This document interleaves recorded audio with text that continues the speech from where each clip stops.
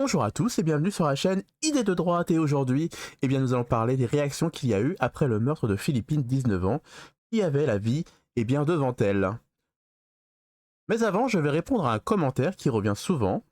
Il est vrai, je vous lis, donc voilà mon droit de réponse avant de commencer la vidéo. C'est Idées de droite, tu n'as pas de légitimité parce que tu es au Japon, donc arrête de parler des problèmes qu'il y a en France.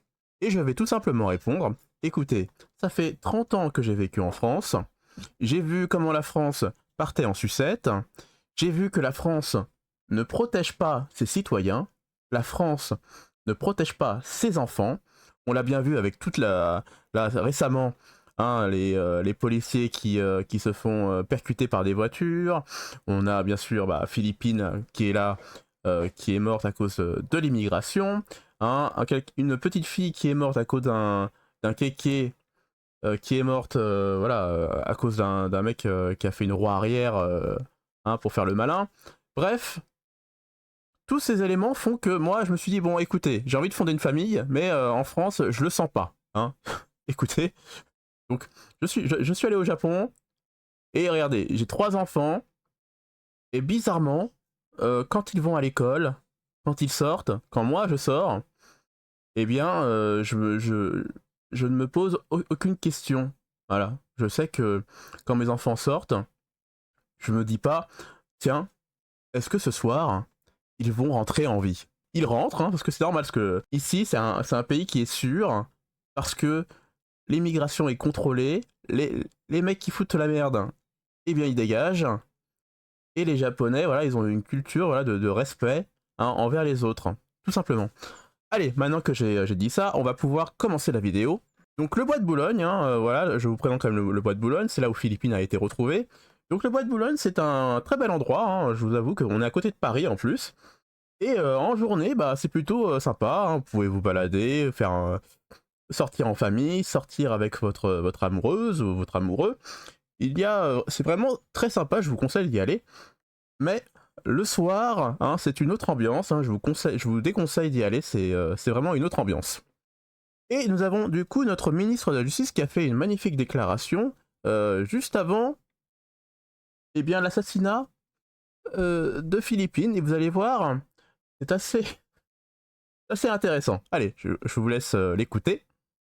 Il faut de l'autorité, il faut de la fermeté, il faut bien évidemment des sanctions, mais je crois que le laxisme de la justice n'existe pas. Il faut en convaincre celles et ceux qui le pensent. Bon, qu'il y ait des possibilités d'améliorer bien sûr les réponses, c'est évident.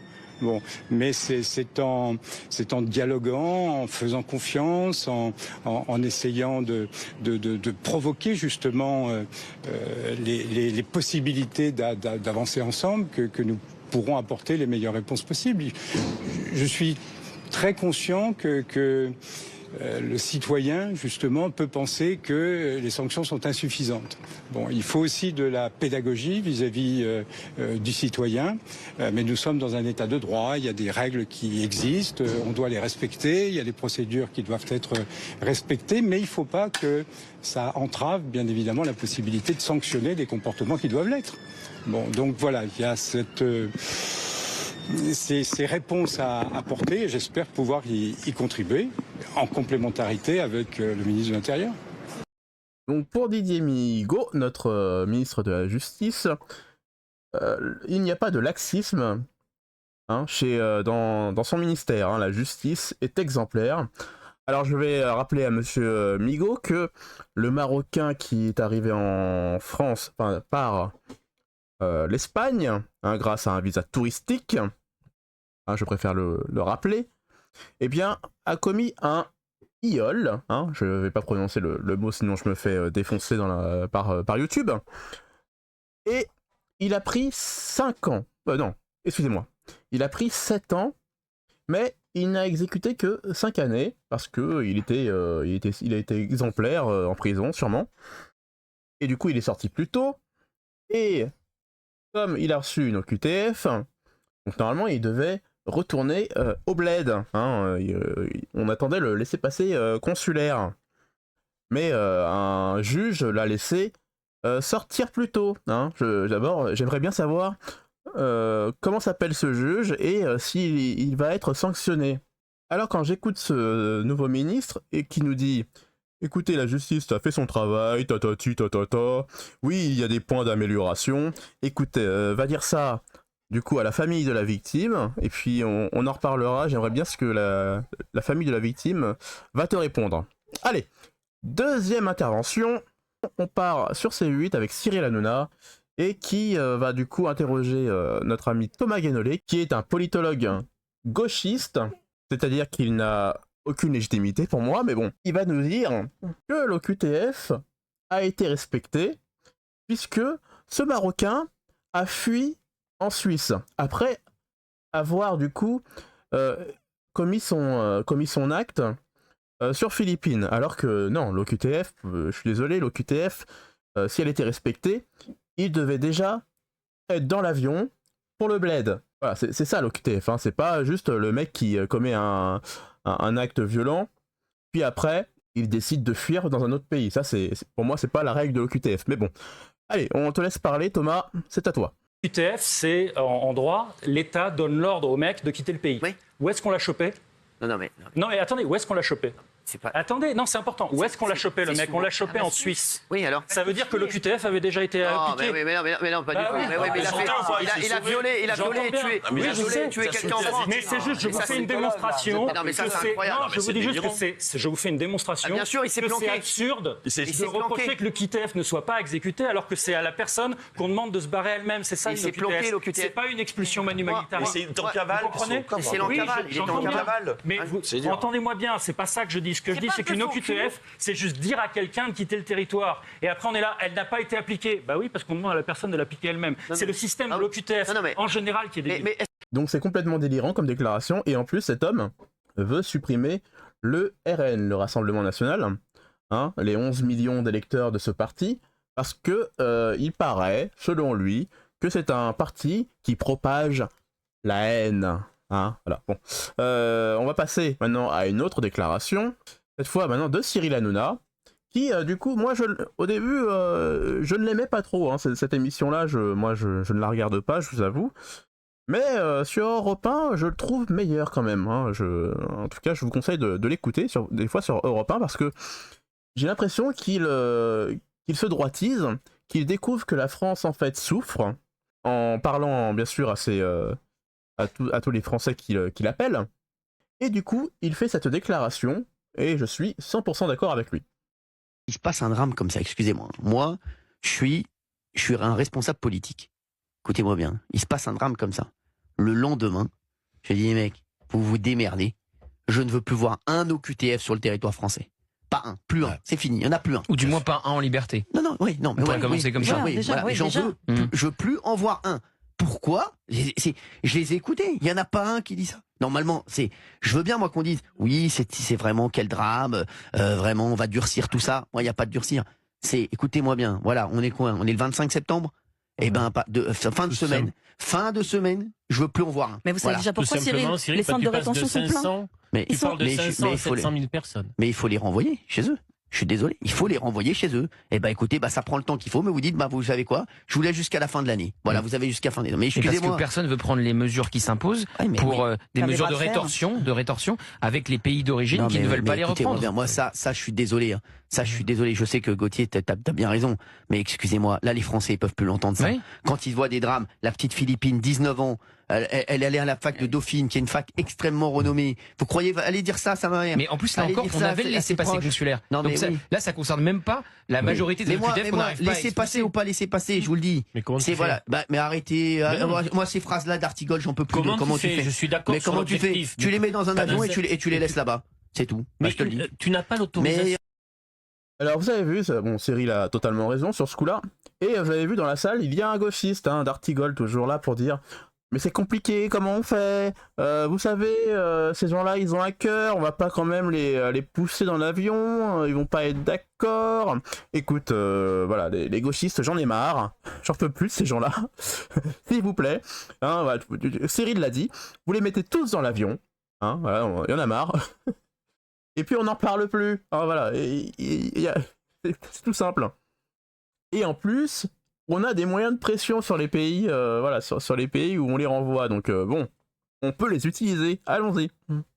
Et dernière intervention, nous avons Alice Coffin, qui est revenue d'outre-tombe. On ne savait pas ce qu'elle faisait. Donc je vous rappelle, Alice Coffin, elle est pour la liberté d'expression, mais pas pour tout le monde. Et cette fois-ci, elle nous fait une déclaration qui est toujours magnifique. Hein. Allez, je te laisse parler, Alice. C'est à toi. Prison aussi. Non, pourquoi est-ce qu'on discute uniquement, que tout de suite on fait des liens avec des questions d'OQTF, des questions de les Marocains? Est-ce que j'ai parlé de ça? J'ai dit moi de prison. Mais c'est factuel. Non, c'est la discussion. Si vous regardez sur l'ensemble des médias, vraiment ça discute là-dessus, quand même, ou politique, des discours politiques. Non, ce qui est factuel aussi. Je vais vous faire un petit slogan du mouvement de libération des femmes, qui était: un violeur est un violeur est un homme. Je veux dire, pourquoi c'est pas moins factuel de poser quand même le problème de la masculinité? Si on veut changer des lois, vous voulez changer des lois? Les mêmes qui sont en train de dire: ah, faut dire sur ci, faut dire sur ça par rapport aux étrangers. C'est les premiers qui refusent qu'on parle de cours de sexualité à l'école. C'est les premiers qui refusent qu'on parle de cours de stéréotypes de genre à l'école, qu'on éduque les garçons, qu'on fasse des choses, qu'on mette des budgets sur la table pour les associations féministes qui se battent là-dessus. Parce qu'aux dernières nouvelles, ça reste un homme qui a violé et tuer une femme, comme ça arrive des milliers de fois tout le temps. Donc je veux dire. Sauf que là, le problème d'éducation, ça concerne plus la Tunisie, puisqu'il venait de Tunisie ou le Maroc, pardon, il venait du Maroc. J'ai envie de dire, peu importe. Non mais là vous parlez, il faut que les politiques mettent en. Une femme qui soit. Non mais pardon, parce qu'il y a un débat. Mais Madame Coffin, vous dites. Si vous voulez que je le dirige un petit peu, je suis à votre disposition. Il faut mettre en place des moyens. C'était le moyen plutôt là d'où il venait. Mais pas seulement dans l'éducation. C'est-à-dire que après, les gens qui sont là, qui vivent sur notre territoire, qu'est-ce qu'ils entendent à la télévision? La masculinité. Comment on fait ou pas une société qui prend en compte, on est en plein procès Mazan, c'est quand même bizarre qu'on fasse pas le lien entre la masculinité, d'abord la masculinité, qu'il faut faire le lien avec la d'abord le fait que... non, mais moi je suis d'accord pour dire que les viols, ce sont les hommes qui les font. Ça, je vais quand même pas dire le contraire, ça serait idiot. Donc on peut poser la question des hommes. Ça serait hypocrite, donc on peut tout à fait poser cette question. Et on la pose pas. Mais on ne doit pas, si vous le faites. Oui, voilà. Il n'empêche qu'il y a dans le fonctionnement de la justice dans ces cas-là des décisions qui posent des problèmes. Moi j'aimerais entendre notre ministre de l'égalité qui est même plus un ministre de droit là. Mais attendez parce que je vous ai écouté et puis j'ai écouté Olivier, votre débat était très intéressant. Alice, bois un coup, calme-toi, hein, je sens que t'es un peu stressé, redescends un petit peu. Mais excuse-moi, mais non, le problème c'est que il y a des gens qui viennent d'autres pays et qui n'ont pas le même rapport aux femmes. Hein. Je suis désolé, les Européens, en général, respectent la femme. Oui, pas tous, mais en proportion, j'ai envie de dire, on fait venir plein de personnes venant d'Afrique. Et là-bas, en Afrique, la femme, dans certains pays, n'a pas le même statut, n'a pas les mêmes droits. Et donc, quand ils viennent chez nous, je sais que ça peut te faire mal quand je dis ça, mais ça peut causer des petits problèmes. Voilà, donc tu peux essayer de dire qu'il faut les éduquer, les hommes tout entiers, en France, mais le problème c'est que lui, il est venu d'un autre pays. Voilà. Et s'il n'était pas là, s'il était même plus là, excuse-moi, s'il était plus là, eh bien, notre petite Philippine de 19 ans aurait pu continuer ses études et avoir un très bon boulot et servir la France. Et pour finir, je vais vous montrer une vidéo du Japon, voilà, on va détendre un peu l'atmosphère, c'est-à-dire que au Japon, les gens qui ont hors de quitter le territoire ont 15 jours pour le faire. Et là, je vais vous montrer une vidéo, on voit un Africain, je pense, parce qu'il y a un peu l'accent et il est un peu typé, excusez-moi. Eh bien, il va prendre l'avion pour s'en aller dans son pays, et bien sûr, il n'est pas très content. You are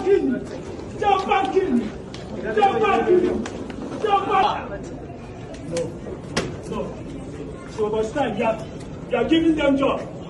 Hey, brother, you are giving them job. Qu'est-ce que vous avez déclaré? Qu'est-ce que vous avez déclaré? Qu'est-ce que vous avez déclaré? Qu'est-ce que vous avez déclaré? Qu'est-ce que vous avez combat? Qu'est-ce que vous avez choqué le match? Vous avez combat. Vous avez dit que vous avez mis les temps de guerre. Tu as dit que vous avez dit que vous avez dit que vous avez dit you are the bastard.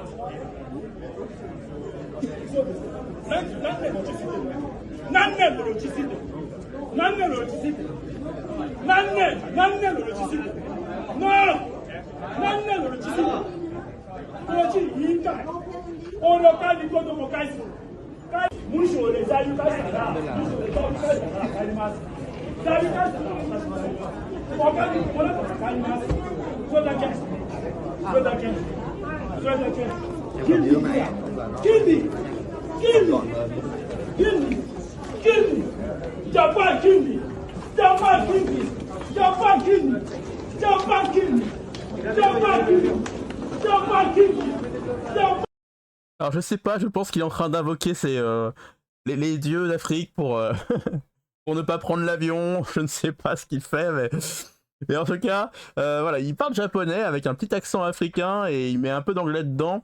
Mais en gros, il dit pourquoi je devrais me calmer, hein, et après il insulte un peu le policier, et voilà. Donc bon, il veut pas monter dans l'avion, hein, quoi qu'il arrive. Mais il va y aller, hein, ne vous inquiétez pas, il va y aller. Je fais confiance au Japon. Allez, cette fois-ci, je vous laisse. Je vais pas faire 36 000 vidéos sur le sujet de Philippines parce que bon, c'est toujours la même chose. Mais en tout cas, je vous remercie de m'avoir regardé jusqu'au bout. Laissez des commentaires si vous avez des choses à rajouter. Et bien sûr, laissez-moi un petit j'aime parce que le petit j'aime, ça m'aide beaucoup. Ça me fait vraiment plaisir. Ça m'aide vraiment pour la suite. Ça aide au référencement de la vidéo. Et je vous dis tout simplement à la prochaine. Ciao.